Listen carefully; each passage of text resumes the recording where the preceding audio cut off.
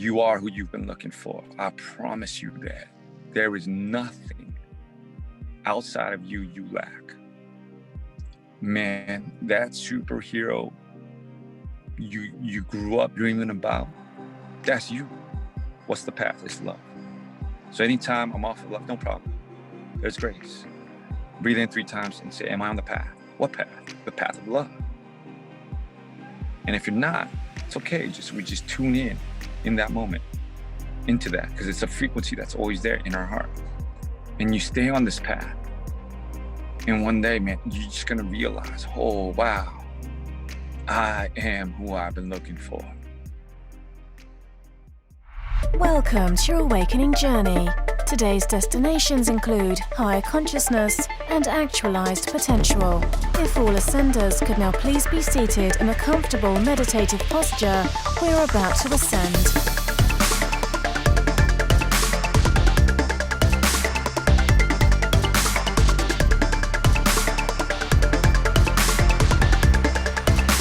You are now arriving at your host, Bryan Henry.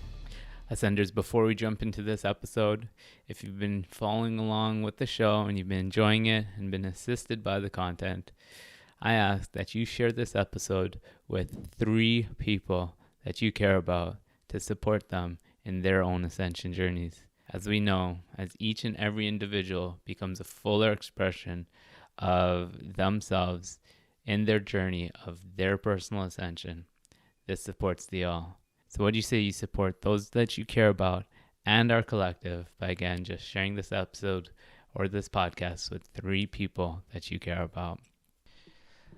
What is up, Ascenders? You're now listening to the Awaken podcast, a show in which we dive into some expansive, insightful conversations to assist you and the planetary collective consciousness in ascending to higher expressions of awareness, divine purpose, and infinite potential. I want to welcome you to the Ascending Journey. My name is Bryan Henry. I'm the founder of Together We Ascend and the Ascend Academy over at togetherweascend.com, and your host of the show. You are everything that you've been looking for.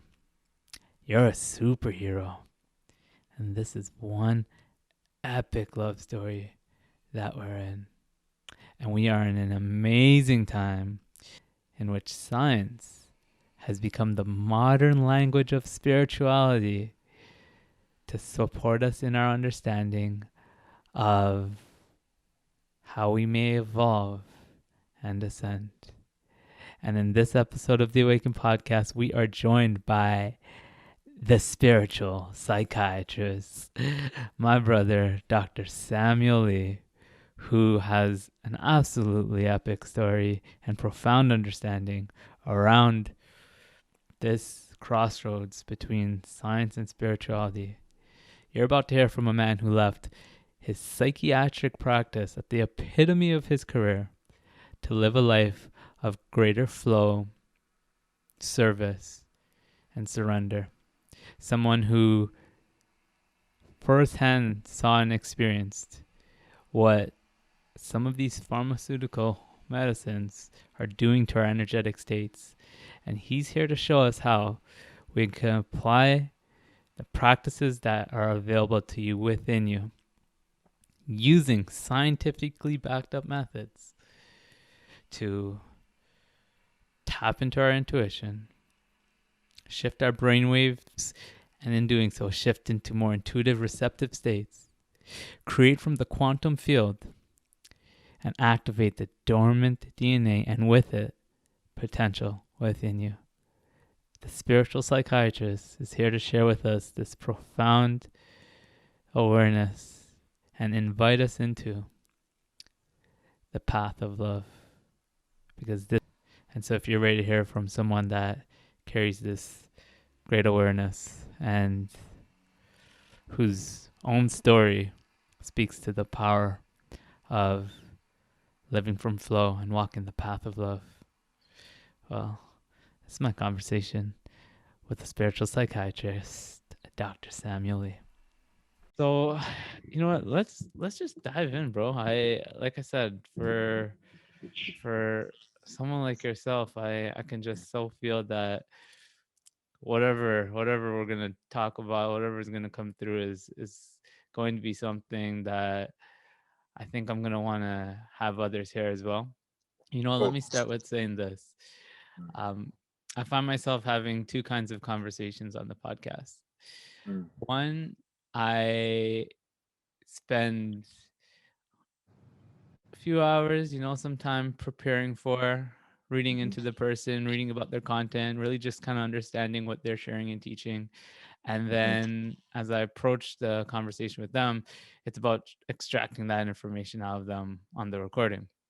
mm, For you, when I went to prep and spend some time looking into you, I was receiving it loud and clear that I wasn't supposed to. I wasn't supposed to dive mm, into your stuff. I wasn't supposed to read into your work and get a premeditated sense of what the conversation was going to be about, because mm. what that tells me is we're about to just flow and see what comes through. Yeah. I'm not supposed to know what's about to happen, but I have a Mm. feeling it's going to be something pretty exciting. Yeah, I love that, brother. Let go and flow, for the soul knows. And there's a science to that, man. When our brainwaves are relaxed and we're just being human being, and we drop into alpha, there's those who take ideas that have already been created and combine those and change those into kind of a new idea of what's already been existed. But there's those embodied kings who are called to fully trust in the moment, in the goodness. I mean, it comes down to these three words: God is good, Creator is good. And if we can trust that, we just let go and we drop into alpha brainwaves. And if you want to say, depending on what um, language you speak, the archangels bring you the ideas when we're in full trust. And your higher self, if you want to call it your 12D self, your 7D self, whatever you're talking, whatever language we're talking. And then, from the being comes the doing. And then we talk. And then we connect, and then we execute. Everyone talking about killing their egos, but no. We connect with our soul, receive the download, how to change the world, or change our day, or whatever it is. And when we receive these messages, then our ego becomes the servant of the soul to execute these visions on the physical plane, and every single thing we've been through. That's how freaking intelligent the universe is, I believe. It knows when the autumn leaf falls. It knows the number of hairs on our head. And so every single thing, this higher self, if you want to call it, has been guiding us. That stage where we were into like 90s R&B and hip hop, and we were soaking up the energy of major depression and Las Vegas, and chilling with the brothers, and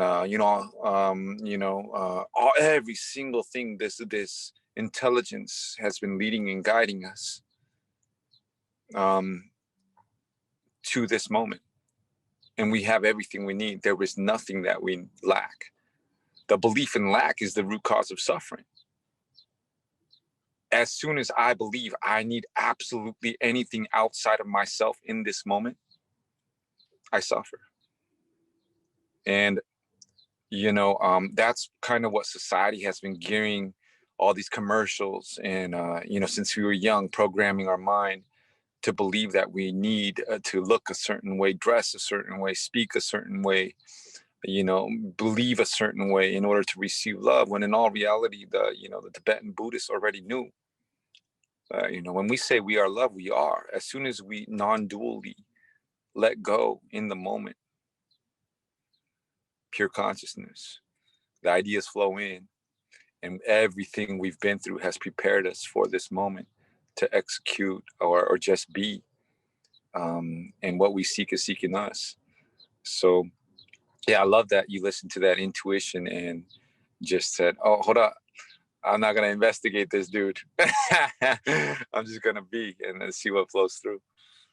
Yeah, because I Yeah. definitely get the sense, and see, the past experience has provided me great lessons, because there has been times in the past where I I felt that same sort of sense, that there wasn't the sense of inspiration to do the preliminary research, and I pushed through it, and I kind of constructed this idea around what this conversation was going to be about, what I'm supposed to talk to this person about, and it ended up just not feeling the same way that it feels when I trust.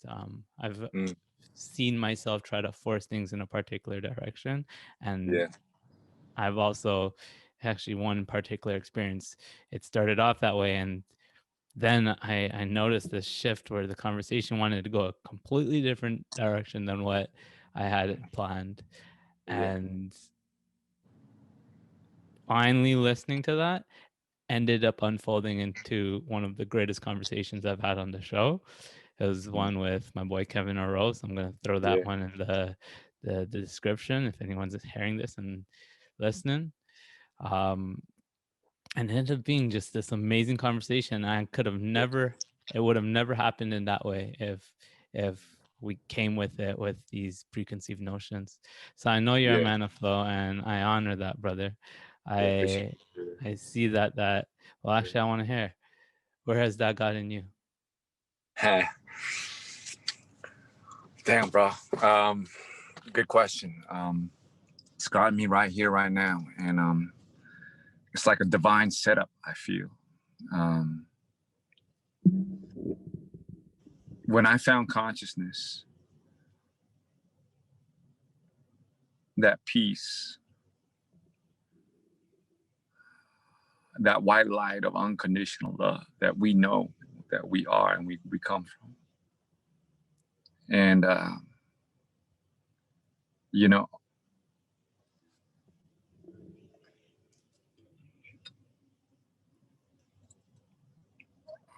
it's been so good to me, brother.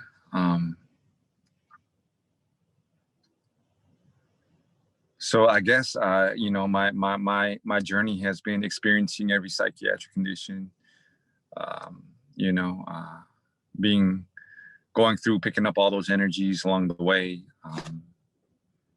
schizophrenia, bipolar, calling off my wedding in a manic episode, a couple, you know, driving down the 405 in LA, bawling my eyes out like, God, my God, why have you forsaken me, man? I was following my fucking heart.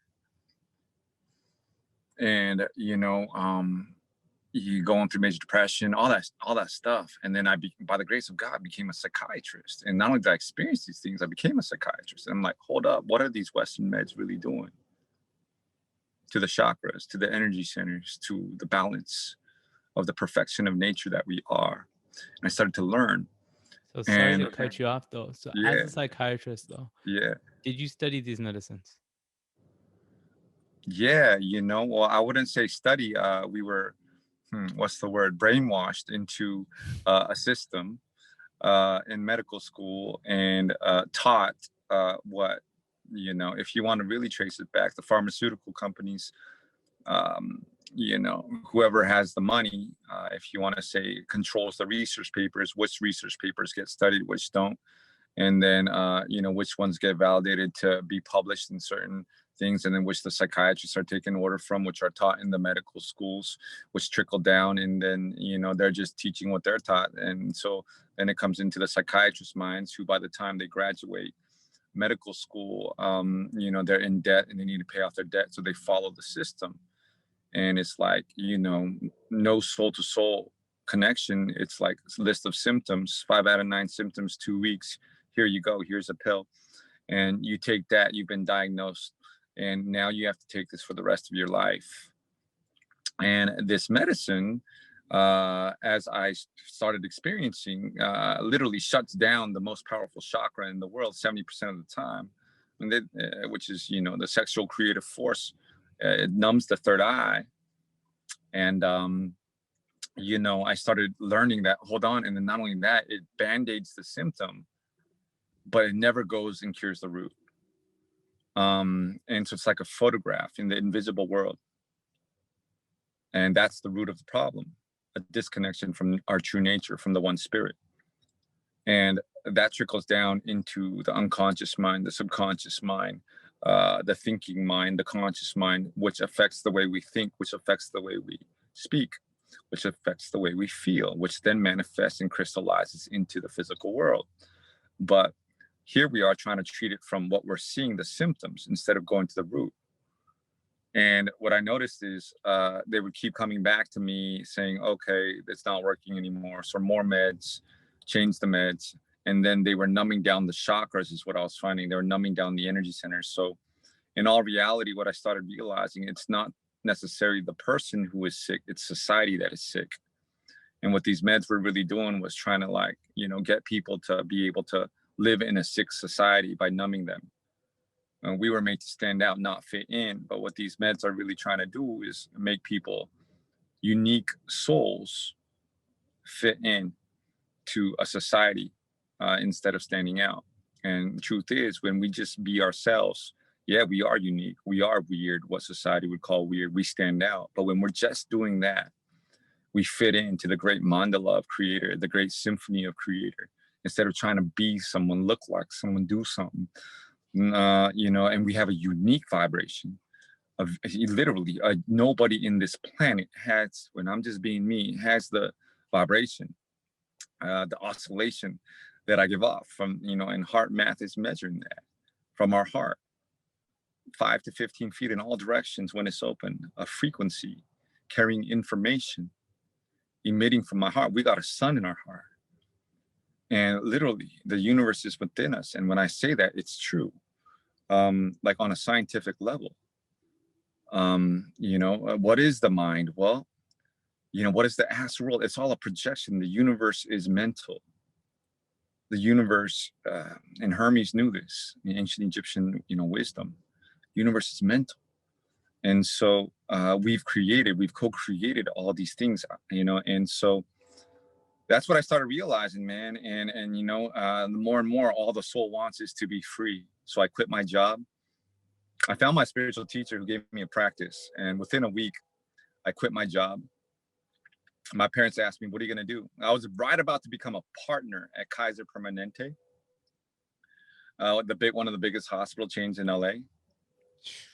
And, I went out to lunch and I was meditating, and it said, today, you quit your job.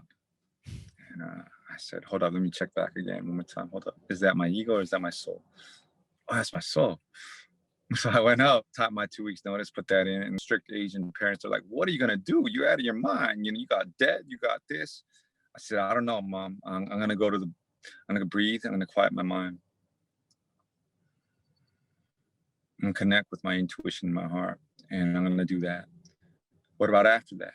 Well, I said, I'm going to breathe again, quiet my mind, and, follow my heart. And they thought I was crazy. So after I quit my job, I would go to the beach, pump Kundalini and chant. And before I would chant, I would always say, for the liberation of all sentient beings. And right around that time, this prayer started praying through me of healing centers the world has never seen before. And I didn't tell nobody. I was like, okay, at first it's like, oh, that's a fantasy. And then, next thing I know, I'm chanting at the beach, get a call. So this is my flow, by the way. This is how it's been flowing. And I don't know how they found me to this day. They're like, hey, we got a spot in Sedona taking people off of meds, alternative to meds. And I'm like, he said, we have to meet you. I said, okay. I met them. And, 2 weeks later, they're like, anyway, so one thing led to another. I'm out there, their medical director for a year, learning how to take people off of meds. Mm-hmm. All I was doing was creating from the quantum field, quieting my mind, praying, sending a vibration out for the liberation of all sentient beings, unified field. There's a science to that. Dr. Joe explains it very well. Dr. Joe Dispenza, where you don't have to fight against time, people, traffic, money, but literally what you seek is seeking you. So went there, had the best year of my life, running around Sedona, activating. That land is so beautiful and activating. Literally one of the best years of my life. And one day I wake up and it's like, I was done with plant medicines. I had experienced all different plant medicines, but they had told me like, take a break now. You've learned what you need to learn. You've received the frequencies that will continue to download and integrate over the course of your life. And I said, okay. So I took a break from plant medicines. And one morning I wake up and it's like, today we want you to work with San Pedro. And I'm like, okay, grandfather, all right. And I said, where? Well, I don't know where. I was imagining a place near the creek, water, and somewhere where I could really be in my Buddhahood, really just by myself with nature. And a coworker who never calls me that morning and says, hey, we got Dr. Dan's old cabin out here. I just, if you want to come and spend some time out here, it's near the water, it's near the creek. I'm like, all right. So I flew out there. And while I'm walking to the cabin, like there's another brother walking up, and I don't know why we connect, and he talks to me for probably like 10 minutes. And, they have a crew, a tribe forming. I didn't know any of this back then. So we just exchanged information cordially for 10 minutes. He told me what he was doing, just very surface conversation. And I was like, cool. I did and then, 2 weeks later, he calls me up and he goes, yeah, I saw it in vision. Like, you need to come out and experience the medicine out here. So once again, I just tune in. I said, okay, you want me to go to Tennessee? I said, yeah. Okay. So I come out and I experience what they're doing out here. And, I've experienced plant medicine before, but this is different. It really connected me to a part of myself, which we all have, which is very special, which is unconditional loving, knows why you're here, what you're here to do, and in what urgency we need to walk through the doors and what these doors are. And so this vision of these healing centers started to really start to, amazingly, like, 2 years ago, I wrote a book. In it, I said there's going to be a group that goes to Costa Rica. Then I meet this brother. He texts me from Costa Rica. That's what he's doing out there. So one by one, these things are starting to slowly, materialize in the physical beyond what I could have even ever imagined. And so this part of ourselves, this higher self, I believe, is only limited by our limiting beliefs on the physical. And so then, 3 months later, he calls me up and goes, hey, I got the download. I want to invite you to come out here full time and, work with us. And so that's when I tuned in again. I said, are you sure, man? I'm about to renew my contract at Sedona. And I love it here. And, my friends are here and all that human stuff. And I check in 3 times and it's like, you got to go. So I sold everything, bought a Honda Element, and put all my stuff, everything I own in here, drove cross country. In the last 4 months, brother, in all groundedness, at this point, it's not even faith. Faith is like, where you have to believe in something you can't see. And it did require faith, quite a bit of faith. But at this point, it's just knowing that there is a force who is for us, not against us.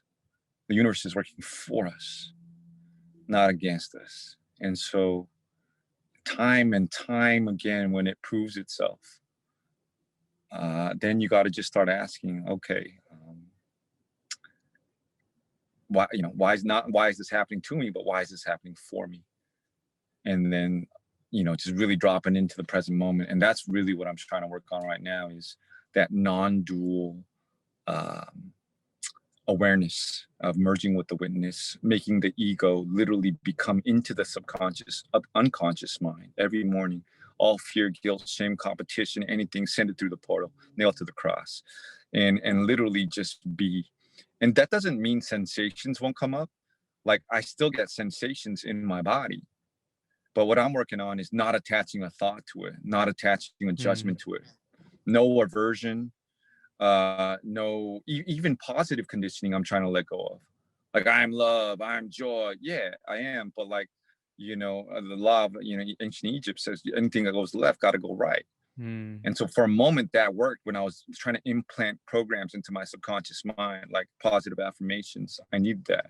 But now it's more like, okay, let me literally be able to non-duality, whatever sensation, anything that's coming up, just be present, and trust, non-dual awareness, that this force now it can't be stopped. Like, it's driving and it's moving, and I'm just trying to get out of the way now. So that's been my flow, brother. Oh, man. And it's certainly a story that speaks volumes to what can unfold when we flow. I love what you said. It goes from faith to knowing. Maybe at first it takes a little bit of faith to start to cultivate that connection, but it seems like your experience is paying you all the evidence you need to know that God is good. Yeah, man. Yeah, I love that. 100%, man. In those 3 words lies it all. If this universe is good, at the core, when all the conditioning is stripped away, is a human being good? And that's the question, man. And if it's yes, then okay, cool. Now I don't gotta trip. Like, I can let go, in every single moment, and let this force work for me. And the cool thing is that we're at a point where we can start explaining this scientifically. Like, okay, well, what is my higher self? Energetically speaking, like, what is this 12th dimensional reality that people are talking? It's all energy and frequency and oscillation. And I think the exciting part is, we are the ones we've been looking for. So I love your group, Embodied Kings. It takes a long journey on the conscious path to be able to declare, like, I am, an embodied king, a child of the Most High Living God. I am who I've been looking for. And it's in our DNA. Literally, everybody, every single body, it's in our DNA. Like, 95% of the DNA scientists used to call junk DNA because it was inactive, they couldn't see it, is actually potential DNA. And instead of focusing on what we can't see, what's coming online? I said DNA that's coming online. Yeah, 100%. It's potential DNA. And so it responds. Our cells have microtubules, little antennas that are listening to our words every morning, early morning, when we're soaking in that sunlight. It's communicating with our DNA. This is why all the ancient yogis knew early morning sun gazing is one of the key ways. And now, scientifically speaking, when Jesus talked about the water of life, he said, you drink this water, to the Samaritan lady, you're going to get thirsty again. But if you drink the water I give you, you will never thirst again. And he was talking about the water of life. And like, what was he talking about? He wasn't pulling that out of his, he wasn't making that up. These are real things. So I believe with all of my heart, all of my mind, all of my soul, that we're entering into a stage in science where science is the modern language of spirituality. And where literally we can start explaining some of these ancient spiritual concepts through the language of science. And, at Dr. Joe's, retreats, miracles are happening. Like, literally, blind people are seeing. People are being cured of stage 4 cancer. And the cool thing is it's reproducible. And now he's explaining the science of how to do it. From the invisible world, merge with the quantum field. Activate your third eye, the cerebral spinal fluid. It tickles the third eye. It goes into the brain, tickles the third eye, activating the rhombohedron crystals in our third eye, which makes us a transducer for the cosmos. And then through elevated emotion and a thought, electromagnetic signal into the quantum field, we're sending out a signal. And when we consistently do that, that whatever signal we're sending out will find us. We don't get to decide when on the physical plane. We don't get to decide, but it will. And now these laws are starting to happen, where we realize, some of these miracles Jesus was doing and stuff like that, like, how to do that on the regular through the quantum. And, so we're activating that latent DNA, and we're coming into full realization of the potential of who we are, limitless. There's a science to it. There's a science. There's Yes. there's practices. There's tools we can use that through application we're seeing our ability to tap into this potential, and physiologically we're able to observe what's happening in the body that coincides this. It's such an incredible time, this bridging of the gap between science and spirituality. 100%, brother. So there's something times, that you man. mentioned a few times, and you seem like you have a pretty good knack for it, and I want to hear what your experience of it feels like. You check in with spirit, you check in with soul to receive that inner guidance, that to tap into that sense of knowing around these big decisions that have come up in your life. Take us through that. What does that feel like? How do you know? So one of the questions that actually you asked was like, is that spirit, or is that ego, or is that soul, or is that ego? How do you know? Yeah, great question, man. Before I answer that, like, what I love to do is just every single morning, 90 minutes, the first 90 minutes, from, whether it's 4:30 or, where the melatonin's kicking, where the veil to the subconscious world is wide open. Especially that special twilight time where we're in between worlds, where we're half awake, half asleep, in theta brainwaves, where the veil to the subconscious world is wide open. We can reprogram our day, our life, and put the app store to the iPhone is open during that time. And so I've really been consciously trying to learn how to work with that space and time. And if as soon as I'm aware that I'm half awake, half asleep, in between worlds, and my subconscious app store to my iPhone is open, man, I go straight to, okay, love, today. And sometimes I imagine like certain meetings that I might have, or, what the theme of the day is. And it's like this soul part of you already knows. It's interesting. And so you just kind of, I try to tune into that, and then really start putting in some really cool programming, which I feel might be necessary for the day. And sometimes, if I miss that space, I just wake up and it's like, today you're in warrior mode. And I'm like, I can't fight it anymore. Like, and that part of me, though, it knows why.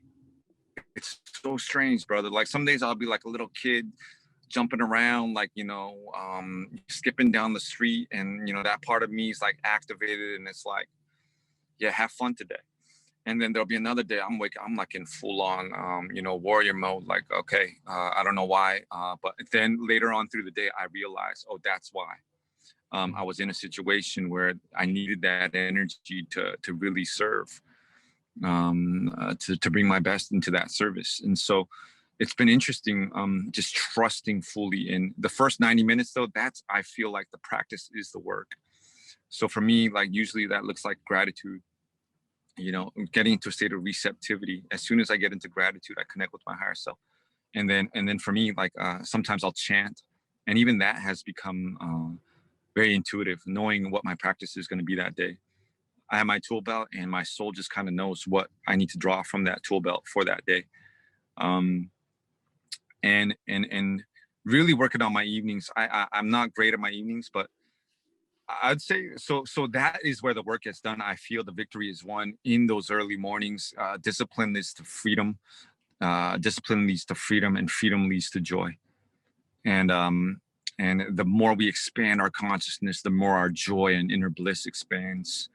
The more we understand the layers and layers on layers of this intelligence and love that we are, then we start being able to chill on the 7th floor, without getting caught up in like all the drama of the third and fourth floor, realizing on the seventh floor it's all one, and there's this intelligent universe connecting and flowing to everything together, and I can see it and I'm aware of it. But as long as I stay in love, stay in unity, then that through the law, that higher vibration is going to entrain everything that I do. As so, even like difficult people, if I meet them in my tribe or whatever, like as long I'm really working on just staying in seventh floor, and loving them from that space.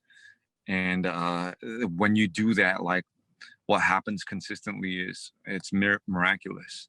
But like throughout the day, if I'm like get stuck in a zone and like my mind is going, which still happens sometimes, then I always turn to my breath. I go to nature, I turn to my breath.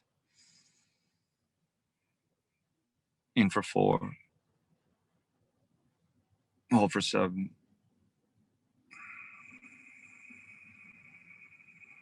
release for 8, and that release for 8 starts activating my vagus nerve, putting me in a parasympathetic state, a state of receptivity.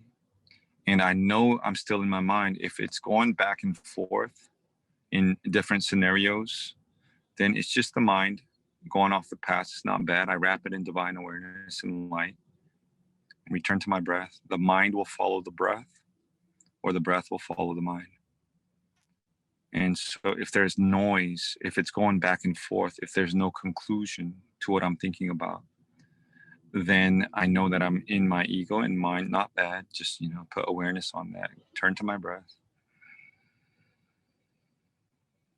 In 4, hold 7. Let the wave crash. Then my brainwaves start coming into alpha. And, the heartbeat starts following the breath rhythm. The father of the universe is rhythm. And it beats to the beat of our heart. So when we inhale, it's like we're pushing on the accelerator of a car, stepping on the gas. And we need that sometimes.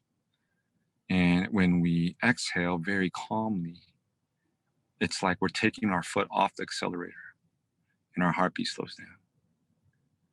So the power is in the exhale. And when we go, then it's like we're like stepping on the brakes. So the mind will follow the breath, or the breath will follow the mind. And as soon as literally where attention goes, energy flows and it grows. So I put my energy on my heart, and the longest journey we'll ever take is from the brain to the heart. And I see the energy moving as I do the 4, 7, 8 breath. And, there comes a certain point where I enter into a state of, let the thought go, let that idea go, and then come into peace. And, sometimes if it's a quiet, gentle knowing, then I know that's my intuition.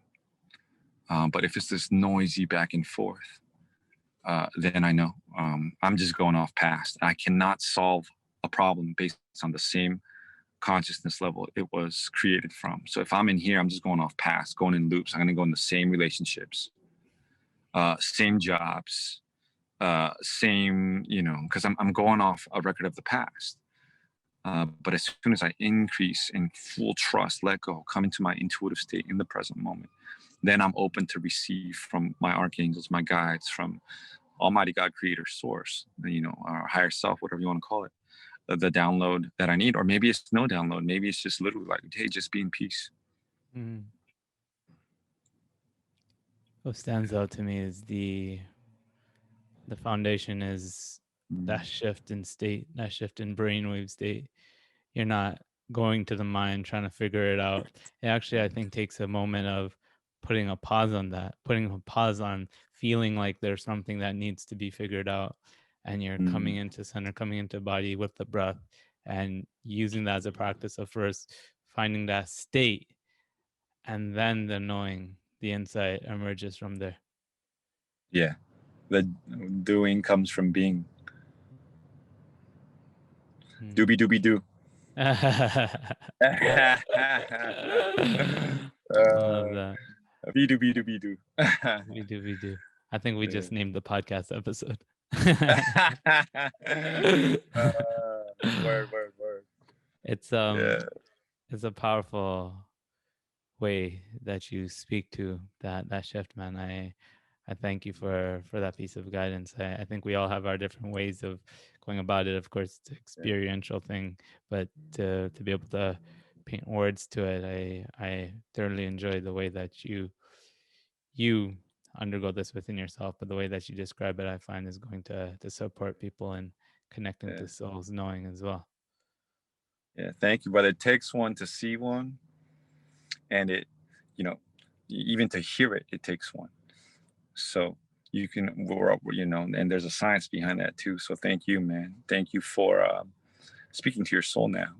Really, just it's a courageous thing, man, to be born Mm. a human being. And sometimes I tell people, "Thank you for being born," and I really mean it. And they're like, no, but I'm like, no, for real.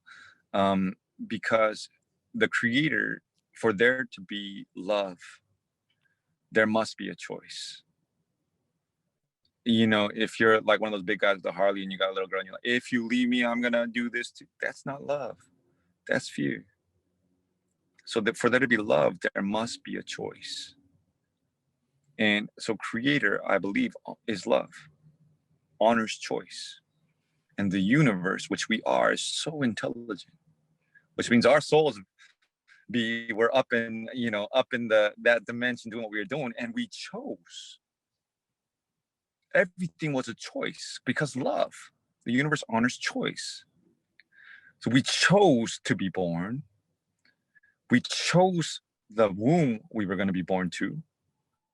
We chose the date where the stars and sun and moons did not only align for Jesus, it aligned for all of us. So the astrology, you got to know your stars to know your soul, right? The planetary influences were perfectly aligned on the day we chose to be born for the choice of our soul incarnation purpose. And I don't want to say that's narrowed down to one thing, but there was a certain degree of this is why I'm incarnating. This is who I'm incarnating with. These are my soul family peoples. I'll meet up with you, down the road, and let's do something. And so everything was a choice because creator honest choice. For there to be love, there must be a choice, and that's the intelligence of the universe. And so on the day, there's no accidents. Literally, when the autumn leaf falls, the universe is aware of that. When Jesus said, your father knows the number of hairs on your head. Why are you worrying? Why are you tripping? Because when you see a bird, they got nowhere to store their Bitcoin. They got no bank. They don't know where their next worm is coming from. Yet your heavenly father feeds them. The universe takes care of them. Are you not of more value than these? And so all of these ancient sayings, what was he talking about? My father. Well, consciousness. Everything is consciousness. My father and I are one. My father and I, yeah, I am consciousness. I am pure consciousness. We are pure consciousness. And so the universe honors choice. And so when I say, thank you for being born, it's like, man, that's a great, because Earth is the only planet I'm aware of where you can accumulate or burn karma. So it's like, yeah, I trust my soul and the wisdom of my soul, but at the same time, this human experience, you can accumulate karma. So being born, and I know like people like most souls, whether to burn karma or whatever it is, are born to help. We're here to serve. The end path of all spiritual paths is service. So Jesus said, "What you done unto the least of me, you done unto me," and I'm finding that to be so true, man. You know, I had an ayahuasca ceremony about 7 years ago when I was first waking up. I was the LA boy, city slicker. I didn't know nothing about nature. I'm in Topanga and, drink the sacred plant. I'm in a good space at that time. I was just waking up to consciousness. When you're just waking up, you're like, oh my God, there's more, there's love. And, in that space, and from that space, one thing flowing led to in this ceremony. And as soon as I drink, I'm like, start breathing. Something takes over me. I don't know what it is. And I literally just feel like, oh, I've been here before. Like, yeah,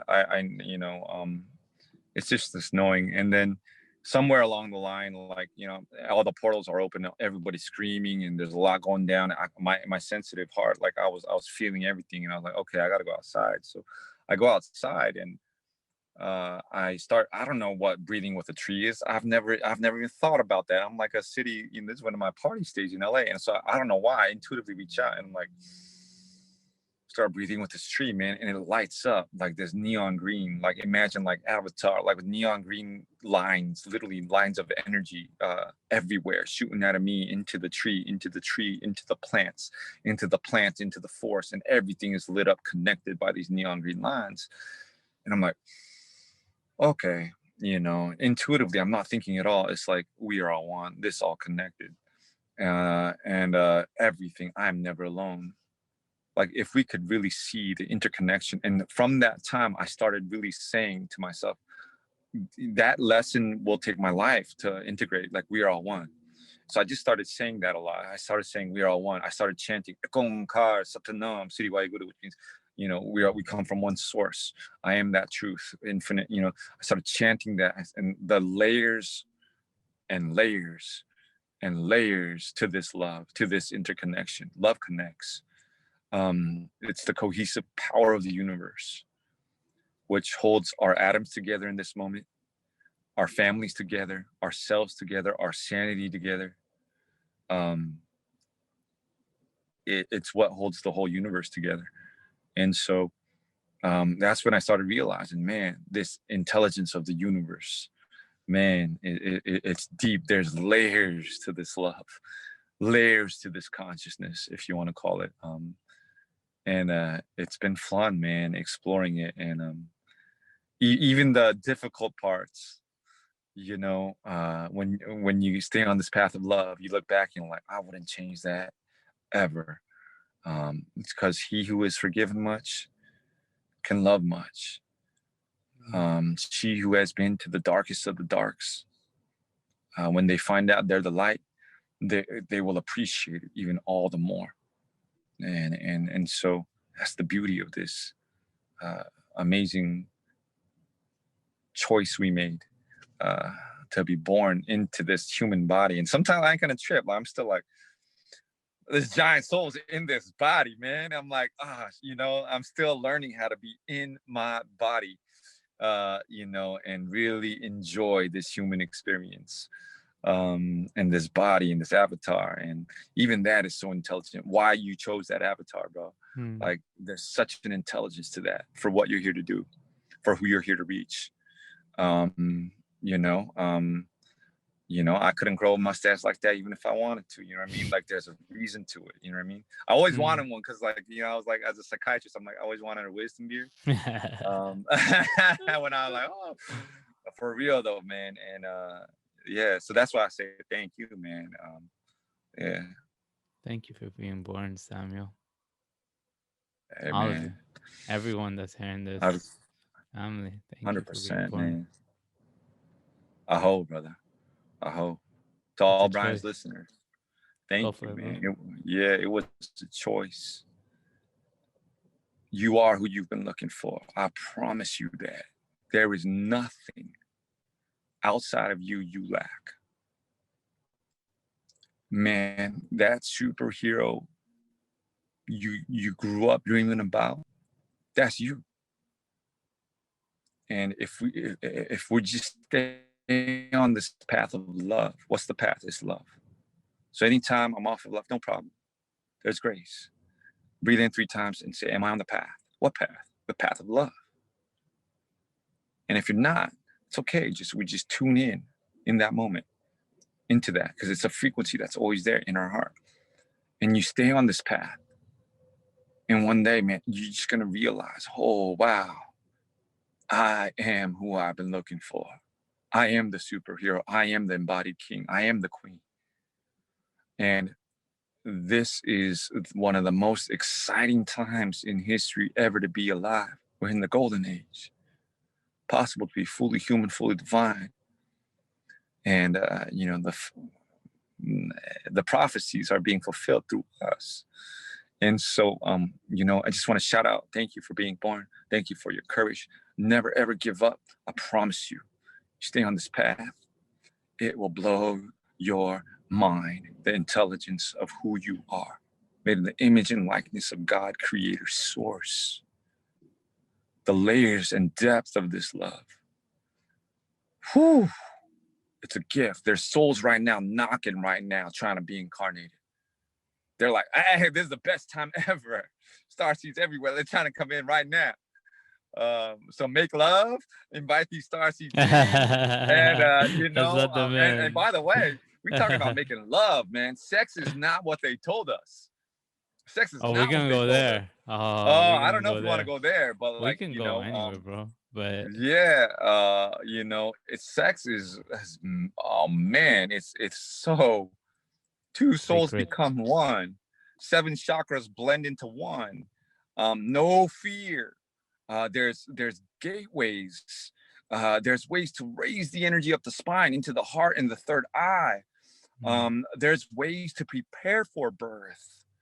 To call in the soul that you want, to sing it songs of love. And anytime they forget who they are, we remind them through these songs. So there's such a wisdom to the process of giving birth and making love. And that is what we are, sacred energy exchange. It's in nature everywhere. Sex, sacred energy exchange. The pollen, golden pollen of the dawn flowing from my palm. It's everywhere.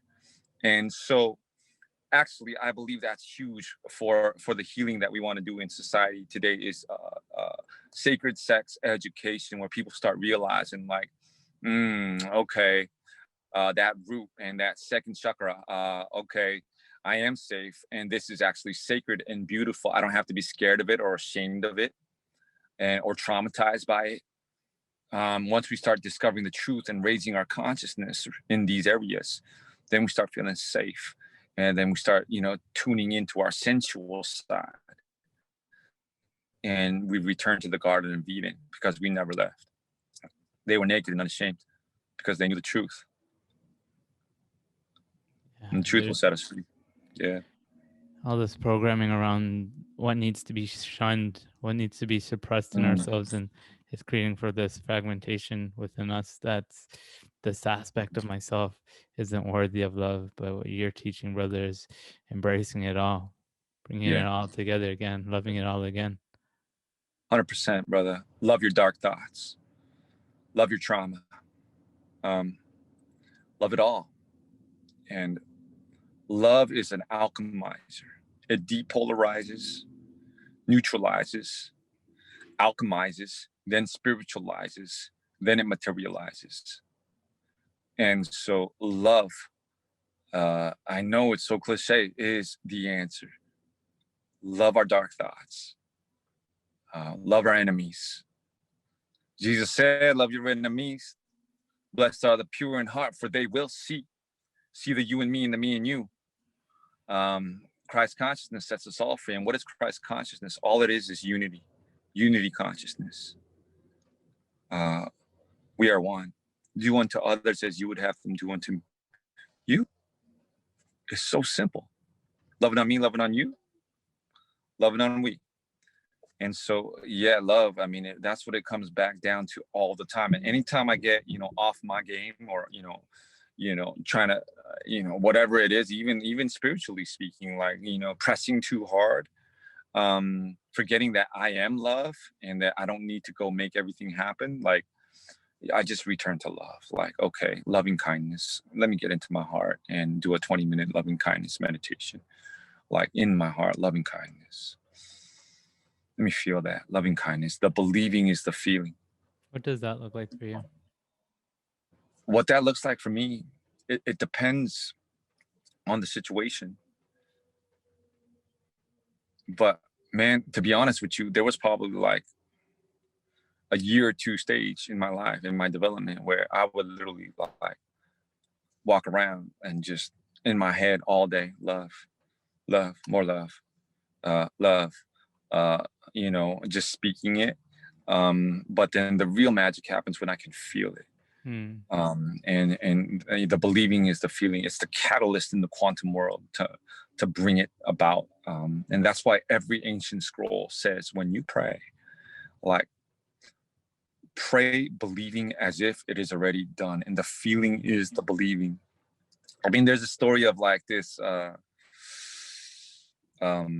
Native American friend who there was a drought in the area, and his people were suffering, and he goes to, I think this is Greg Braden who tells the story. He says, let's go pray for rain, Greg. He's like, okay, cool. And so they go out into nature, and Greg's getting ready for like a whole ceremony and everything, but like the Native American friend, he just goes out there. He sits in the middle of this sacred ancestral land for a second, like literally, like, I don't even know, like 20, 30 seconds. He says, okay, we're done. Let's go. And he's like, what? Oh, I thought we were going to do a ceremony. And he's like, we did. And he said, okay, then the next day it starts raining, like pouring. And he says, what did you do?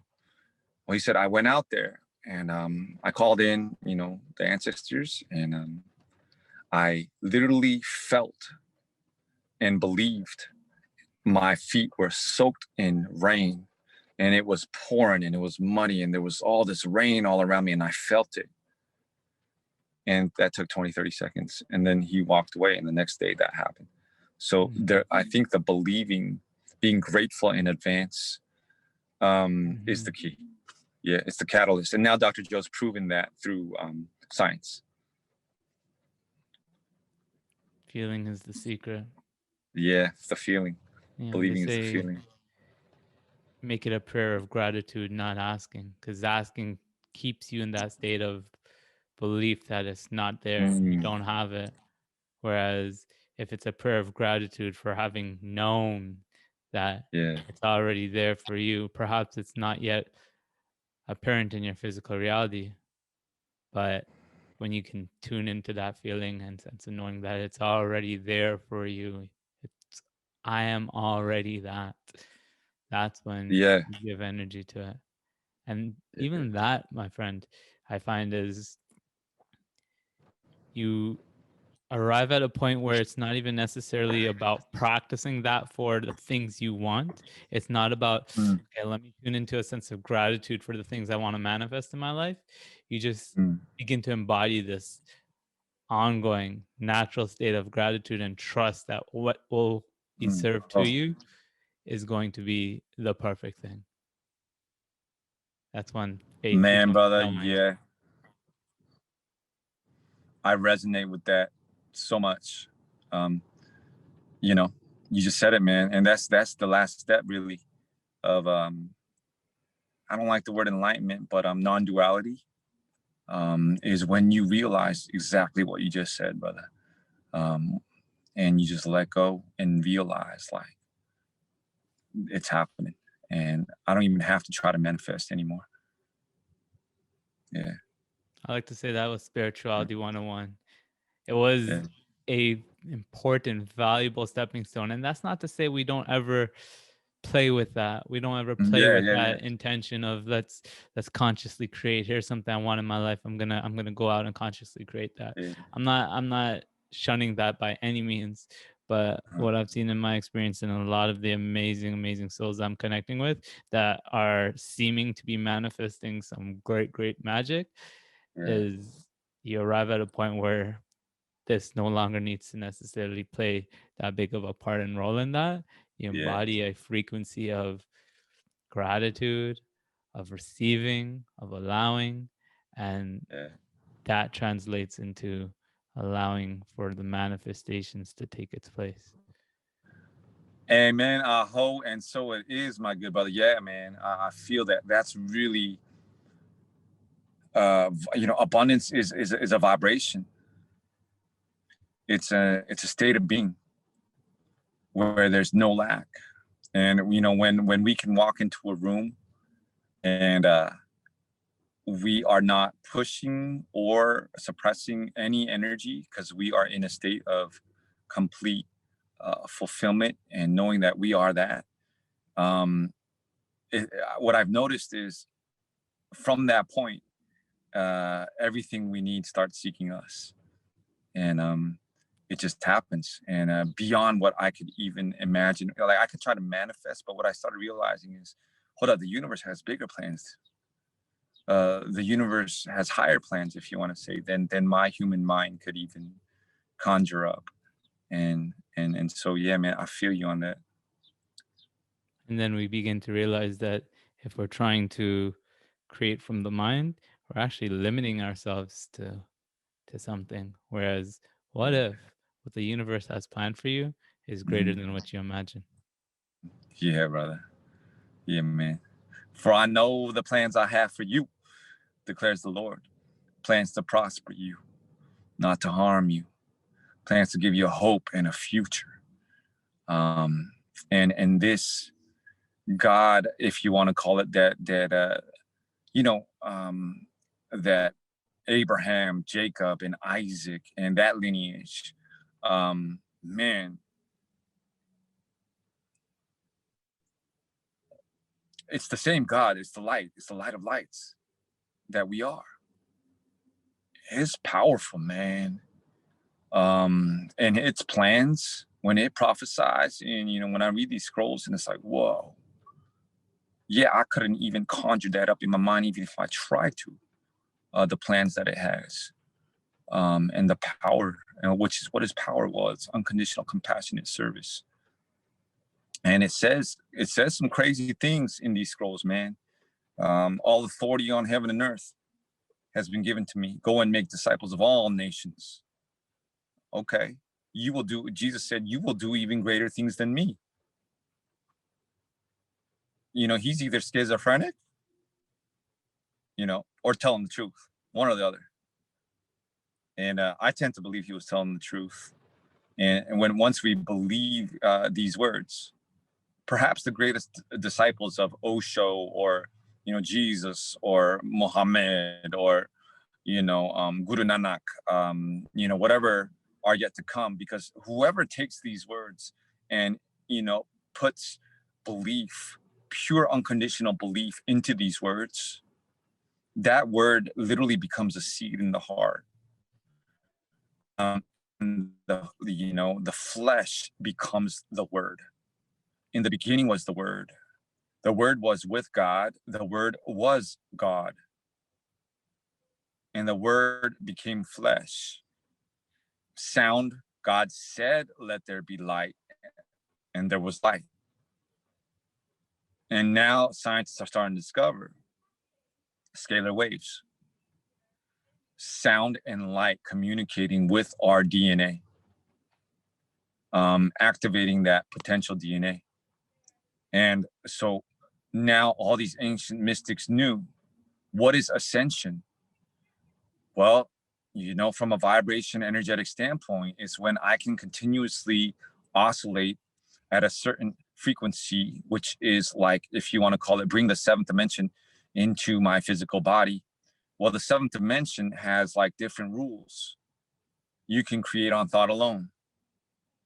And so the longer I connect to this quantum field, and stay and be in my heart and stay in my heart and vibrate a high oscillation, well, little by little, my cells get used to holding this higher oscillation more consistently. And then literally, when I give thanks, and I've practiced and connected with this oscillation, and I trust it, and I know that I believe it, and it's in my body, then that's what all these ancient scrolls were saying. You literally embody what your group is called embodied kings. Embody your higher self into the physical body. And at this point, the laws of death do not have any power over us.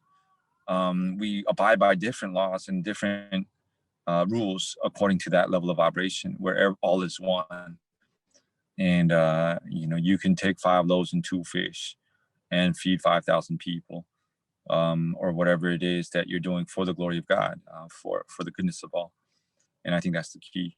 So it's just exciting times, man. And I feel like we're just like the groundwork is set in this movie, like in Avatar, where the plants and wait, which Avatar? Yeah. The show or the movie? The movie Avatar. Yeah. Okay, Movie. I'm checking in because My boy just got me on the show recently, so I was gonna put you on pause for any spoiler No alert. way. Yeah. Word.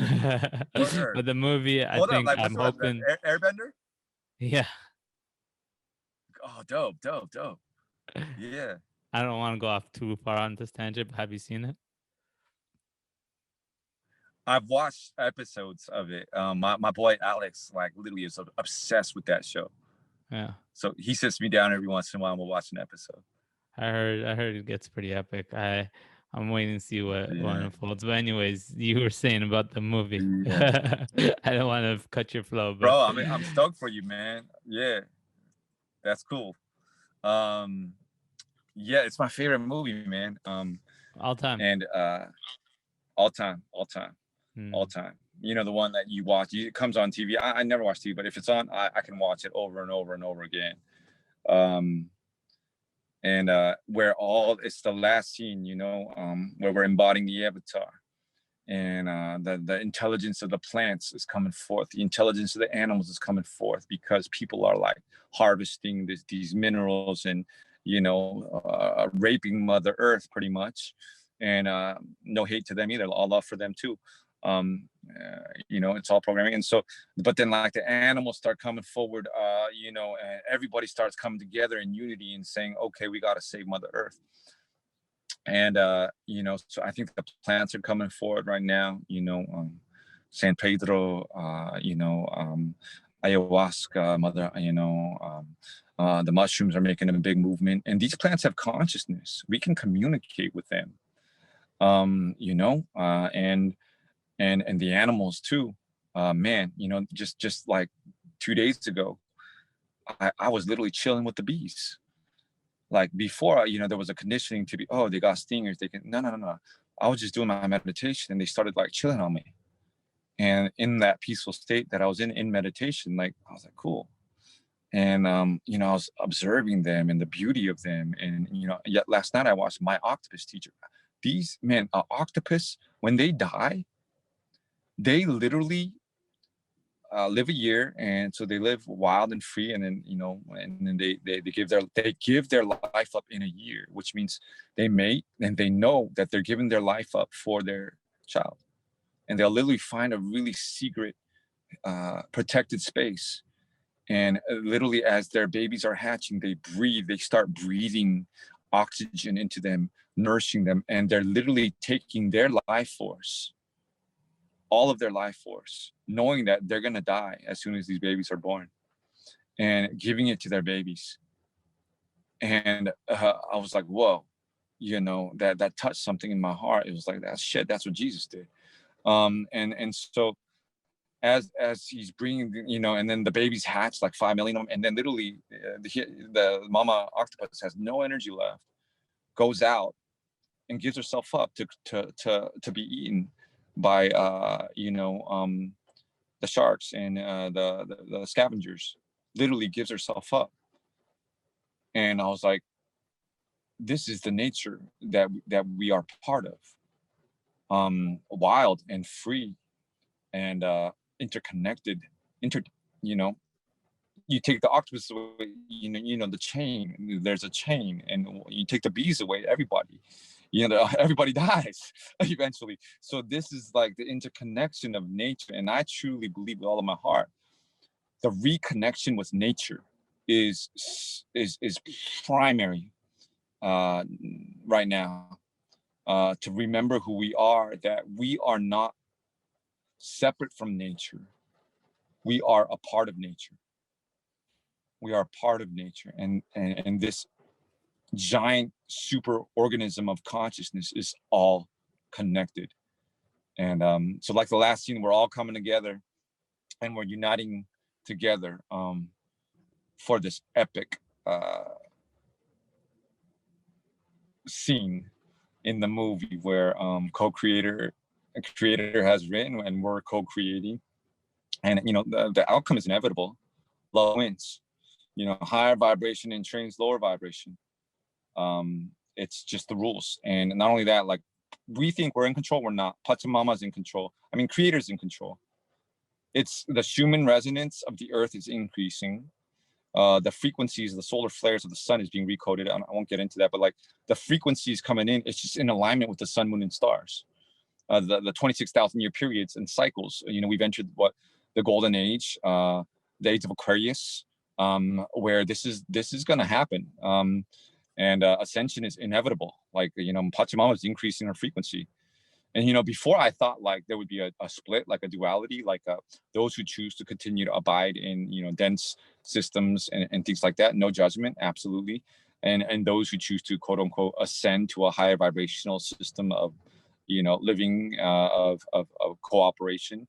But recently, the download I've been getting is that actually those who can't stand this new higher vibration, as time goes, I don't know how many years it's going to take really, but are not going to be able to be here anymore. And so it's interesting the times we're in, and how Mother Earth and this creator is writing this epic love story, man.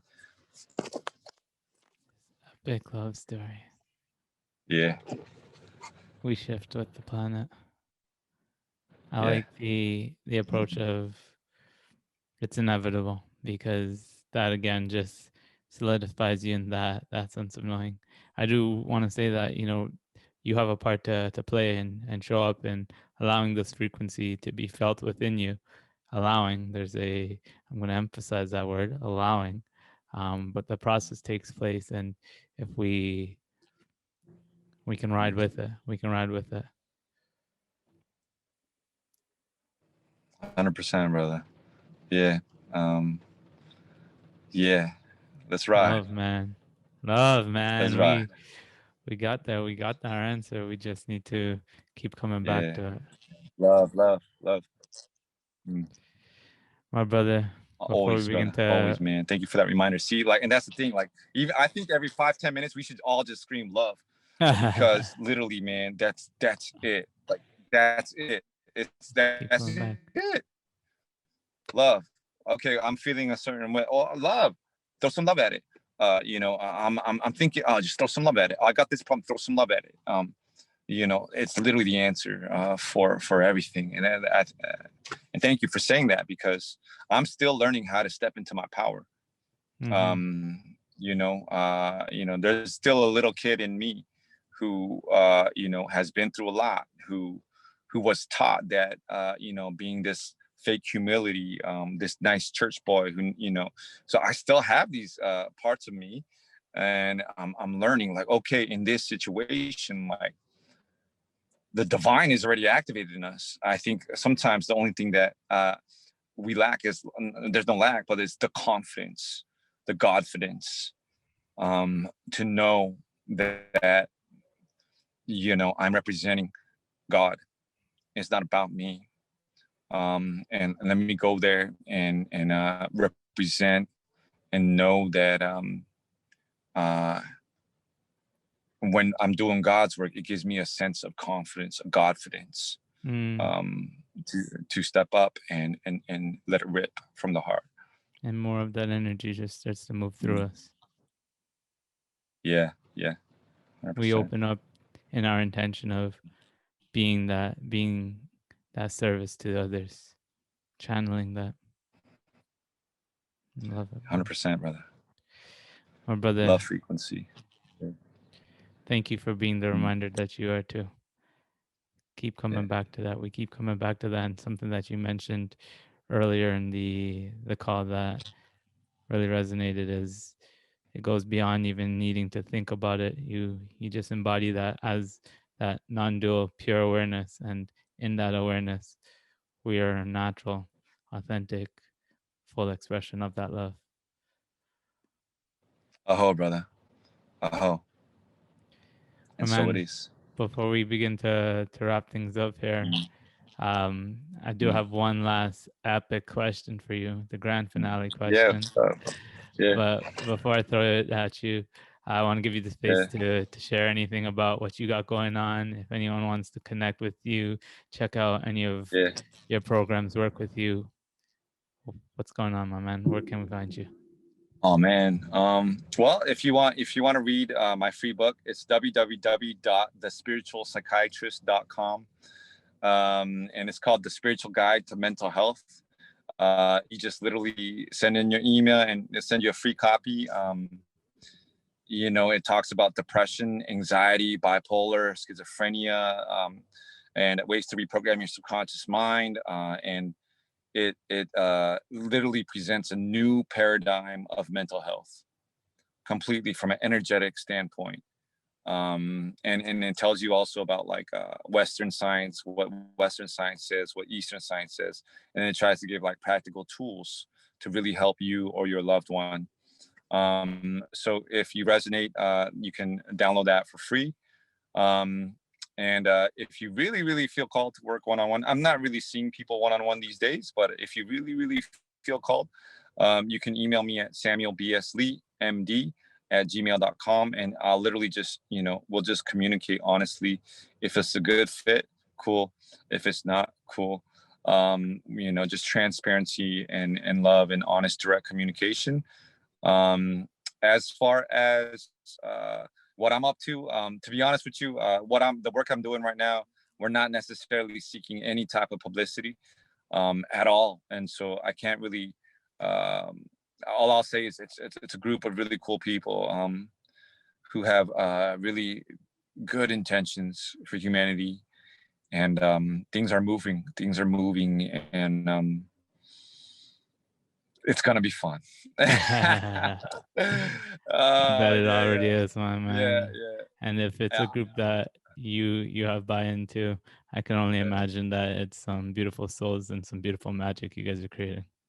Yeah, brother. It's interesting. It's like you said, it's at a certain point you just drop into the present moment and you're like, okay, spirit, like, okay, another day. And you just witness this intelligence working for us, and it's beautiful, man. I'm not really active on social media, but the Spiritual Psychiatrist, I don't know how that term is on my IG. I might drop a post here and there every once in a while. Cool. And I'll drop links for all that in the show notes to the episode.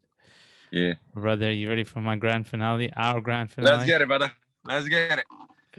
Oh, I'm gonna just get ready for this because I feel something epic is about to come through you from spirit. Word up. My man, you just actualize the ability to telepathically communicate to all of humanity. What do you say?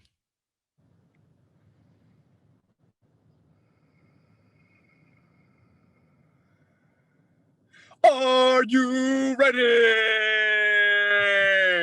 I don't know where that came from. Man. Are you guys ready? Because, the reality I'm living in, this is the most epic love story ever written. Ever. And everybody gets to play. Everybody. And so 2025 to 2030, every day is important, but I think those years are going to be super important. It's not going to be easy because every epic love story has its characters, has its twists and turns. If it didn't, it wouldn't be an epic love story. But this is gonna have all that and more, and love wins. Are you ready?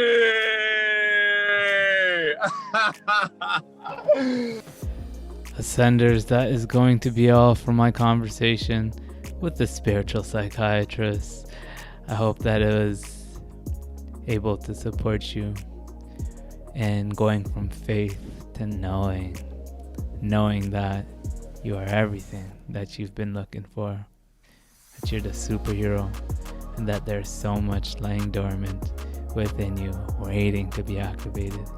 Ascenders, before we wrap up here, if this episode has supported you in any way and you believe that it has the potential to help others do the same, I ask that you share this episode with 3 people that you care about, 3 friends or family that you'd like to support in their own process and their ascension journeys.